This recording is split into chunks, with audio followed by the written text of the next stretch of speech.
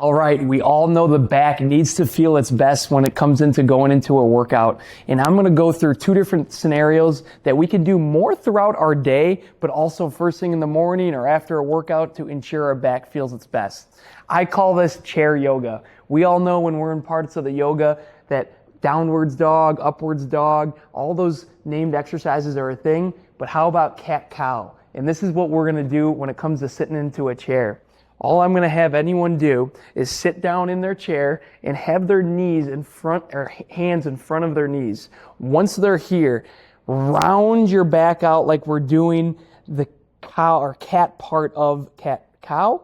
And then once we're at this part, start at the low part of your waist and gradually make your way into the cow position of cat-cow. Once we're here, my chin is tucked as far as I can behind me, then go back down to your waist and start rounding yourself back into that cat position.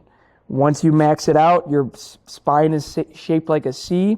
Go ahead and start from your waist, gradually making your way all the way up until you're in that cow position, chin's back nice and tall. My arms have never moved throughout the motion. And then I go back down to my waist and start rounding back again. The biggest thing is that your spine is meant to move both into that C position and into that S position. And we need to maintain mobility in the spine because if we're doing bent over exercises, overhead exercises, squatting, lunging, your spine is meant to move in all of those different motions. So this is a great exercise to do as soon as we wake up. If we're sitting into the car and we need to get our spine moved on our way to the workout, or if we're in a sedentary job sitting throughout the day, you can go between the two, going from that arch position all the way down into that rounded position. But just make sure you start at your waist, going up to your neck every time so you now know you can control each part of your back.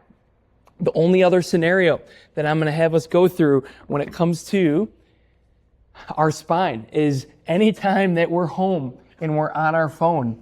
Go ahead and be on your phone in this arched, propped up position. I promise you, spending more time here where my back is in more of that arch position like so is infinitely better than spending time where we're typically rounded like here all day. This C-looking position where we spend hours of our day allows people to just feel stiff after workouts when we're doing bent over exercises.